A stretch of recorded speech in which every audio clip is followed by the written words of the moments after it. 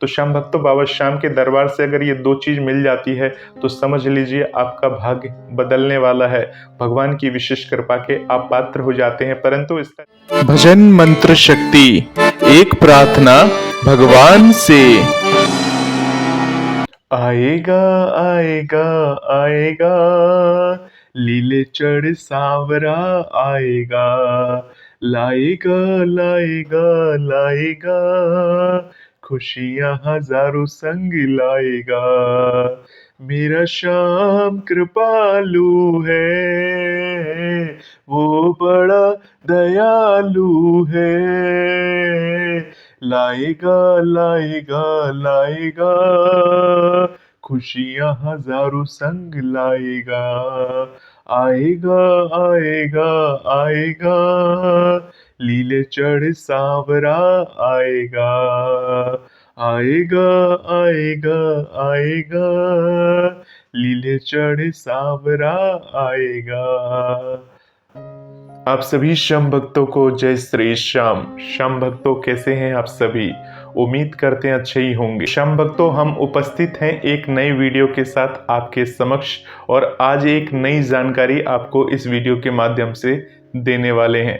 परंतु श्याम भक्तों, आप सभी से एक ही रिक्वेस्ट है कि आप सभी बीच में वीडियो को अधूरा ना छोड़ा करें, पूरा वीडियो को शुरू से लास्ट तक देखा करें। तो श्याम भक्तों, आज की इस वीडियो के माध्यम से मैं आप सभी को बताने वाला हूं कि अगर आप बाबा के दरबार में जाते हैं तो बाबा के दरबार में, जैसे कि आप सभी को पता है कि कुछ खुश नसीब लोग ही मिलते हैं जो बाबा के दरबार से उन्हें कुछ ना कुछ वहां से मिल जाता है, चाहे वो पुजारी के द्वारा मिल जाए, चाहे वहां उपस्थित किसी गार्ड के द्वारा उनको मिल जाए। तो श्याम भक्तों, बहुत सारे श्याम भक्त होते हैं जिनको खाटू धाम से कुछ ना कुछ मिलता ही रहता है। जैसे कि किसी को मोर छड़ी की प्राप्ति होती है, किसी को मोर पंख की प्राप्ति होती है, किसी को बाबा श्याम के इत्र की प्राप्ति होती है, और किसी को बाबा श्याम के ऊपर चढ़ा हुआ फूल उसकी प्राप्ति हो जाती है। परंतु श्याम भक्तों, आप सभी को बता दें, अगर ये दो चीज आपको बाबा श्याम के दरबार से मिलती है तो समझ लीजिए बाबा श्याम ने आपको पहली बार में ही पसंद कर लिया है। बाबा श्याम की असीम कृपा के पात्र आप बन जाते हैं। यानी बाबा श्याम ने आपके अंदर ऐसा कुछ देखा जिसके कारण से ये दो चीजों में से कोई भी एक चीज आपको मिल जाती है। तो श्याम भक्तों, ऐसा बिल्कुल ना सोचे कि खाटू धाम से बाकी चीज अगर आपको मिलती है तो आप बाबा के आप लाडले नहीं हैं।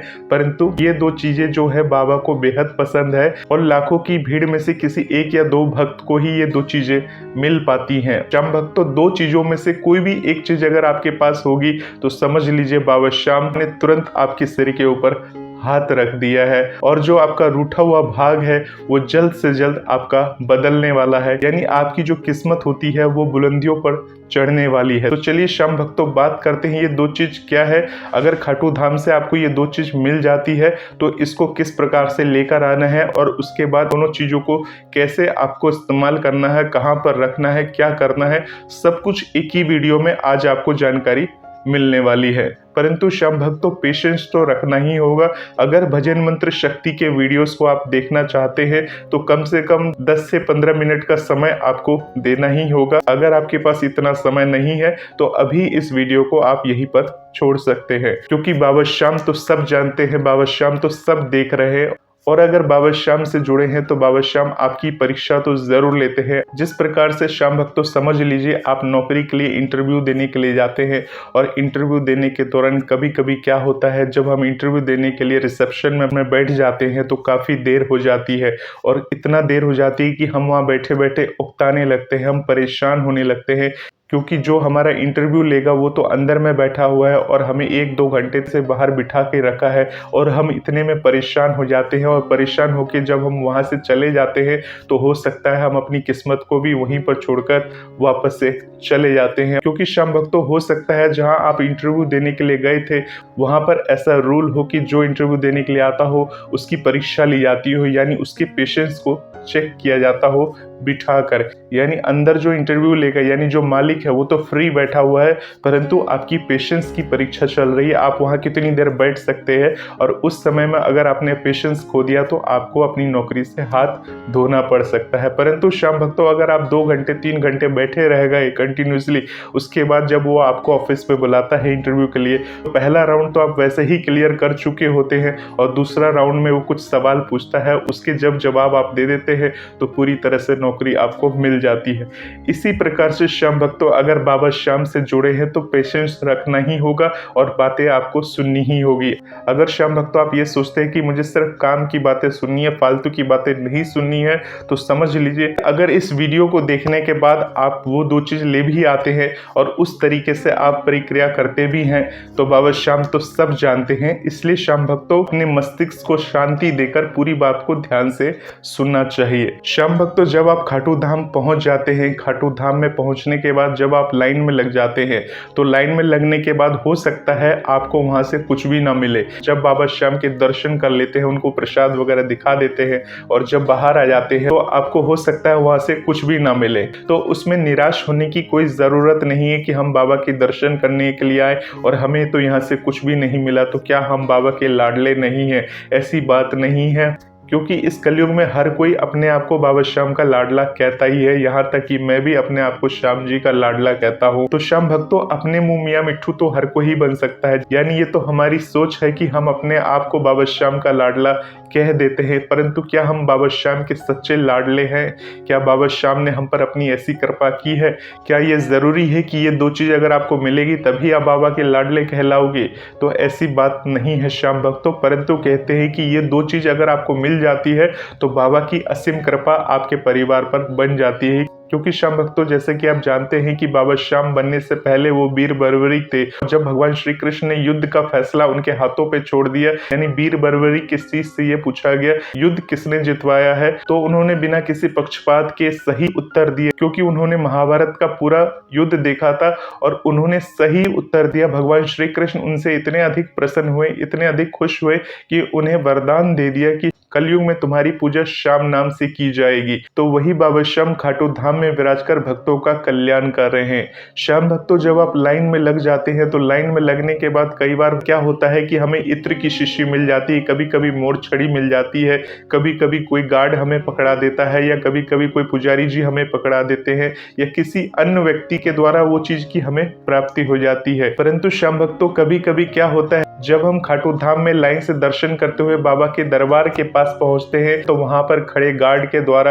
या किसी पुजारी जी महाराज के द्वारा जब हमें नारियल की प्राप्ति हो जाए, अगर वो हमें प्रसाद के रूप में एक नारियल हमारे हाथ में पकड़ा देते हैं, तो उस नारियल का हमें क्या करना चाहिए? दूसरे नंबर पे, अगर हमें वहां से बांसुरी मिल जाती है, यानी बहुत सारे भक्त बाबा श्याम को बांसुरी वगैरह अर्पण करते हैं, और वैसे ही कोई बांसुरी हमारे हाथ में कोई पकड़ा देता है, तो इन 2 चीजों को अपने घर में लाकर हमें क्या करना चाहिए? चलिए इसके बारे में जानते हैं। तो श्याम भक्तों, अगर आपको प्रसाद के रूप में बाबा श्याम का वो चढ़ा हुआ नारियल मिला है, तो समझ लीजिए आपके दिन बदलने वाले हैं। यानी जो भी स्थिति आपके साथ चल रही है, जो भी प्रॉब्लम आपके साथ चल रही है, और प्रसाद के रूप में पुजारी जी महाराज ने या किसी भी तरह से आपको प्रसाद के रूप में वो नारियल मिल जाता है, क्योंकि खाटू धाम में तो बहुत सारे लोग अर्जी वाला नारियल चढ़ाते हैं और बहुत सारे भक्त प्रसाद के रूप में भी नारियल चढ़ाते हैं।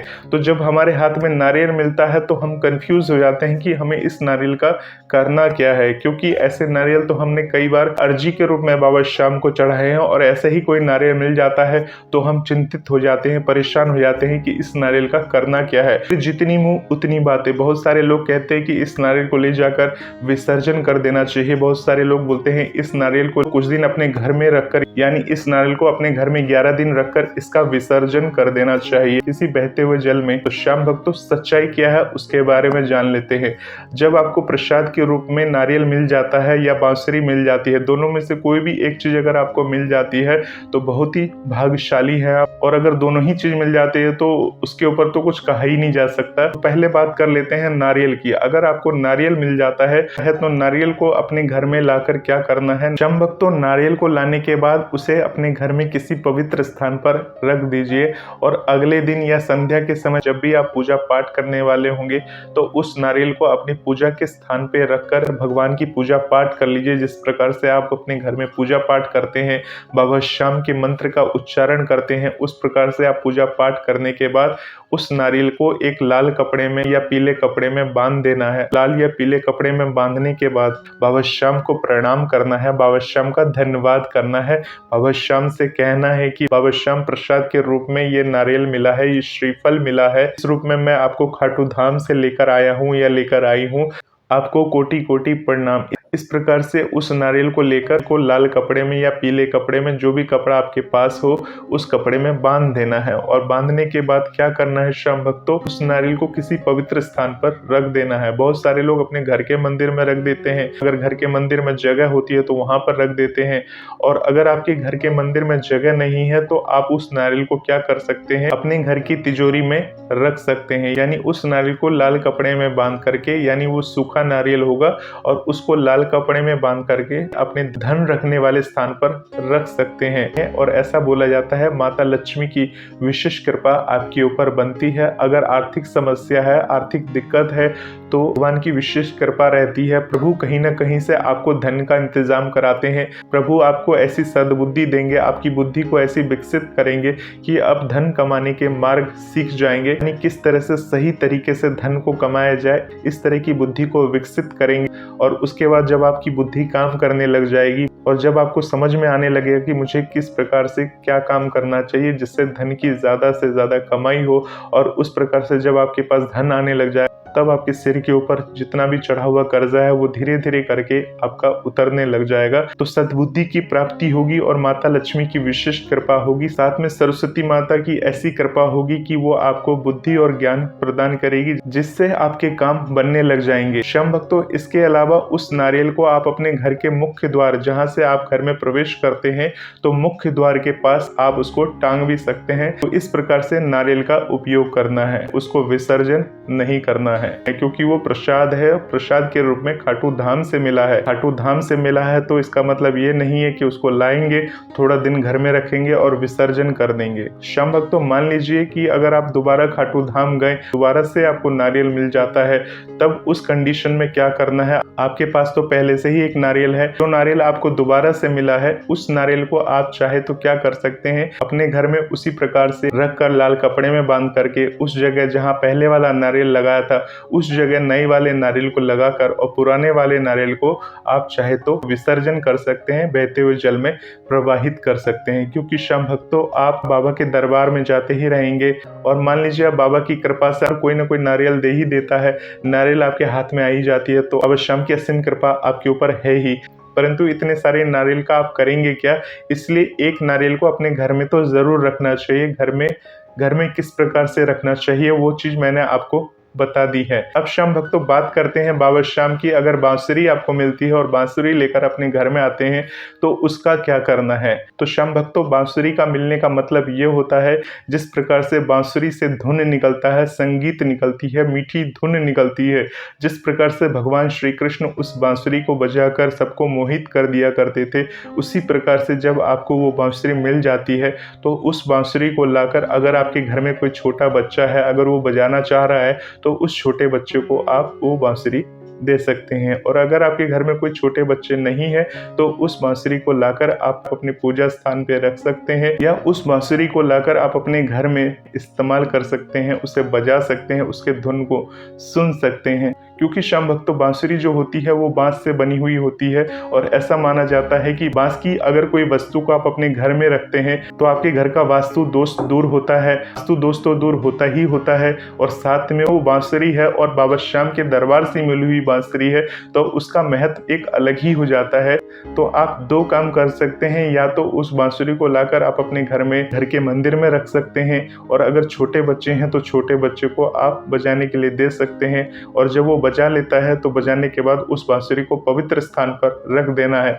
ऐसा नहीं है कि छोटा बच्चा है उसने बांसुरी बजा ली, बिस्तर पे पड़ा हुआ है जहाँ पे आप सोते हैं इधर उधर पड़ा हुआ है, 2 दिन तो आपने केयर की, उसके बाद तीसरे चौथे दिन उसका कोई केयर ही नहीं है, बांसुरी इधर उधर पड़ी है, क्या हुआ कुछ पता ही नहीं है। तो श्याम भक्तों ऐसा भूल से भी नहीं करना है, क्योंकि बाबा श्याम के दरबार से जुड़ी हुई चीज है और बहुत ही पवित्र चीज है, हर किसी को मिलती नहीं है, लाखों में से कुछ ही भक्त को वो मिल पाती है। तो श्याम भक्तों लाखों में से बाबा श्याम ने आपको चुना है, तो उस चीज की मान और मर्यादा को तो आपको बना के रखना ही चाहिए। तो श्याम भक्तों आप अपने घर के पूजा के मंदिर में रह सकते हैं, अगर बांसुरी को नहीं बजाते हैं तो पूजा के मंदिर में भी रह सकते हैं और इस प्रकार से उस बांसुरी का आप इस्तेमाल भी कर सकते हैं। जिस प्रकार से श्याम भक्तों शंख वगैरह हम बजाते हैं, उसी प्रकार से जब आप भजन कीर्तन वगैरह जब आप करेंगे तो उस समय उस बांसुरी के धुन से पूरे वातावरण को आप सकारात्मक बना सकते हैं, श्याममय बना सकते हैं। तो श्याम भक्तों बाबा श्याम के दरबार से अगर ये 2 चीज मिल जाती है तो समझ लीजिए आपका भाग्य बदलने वाला है,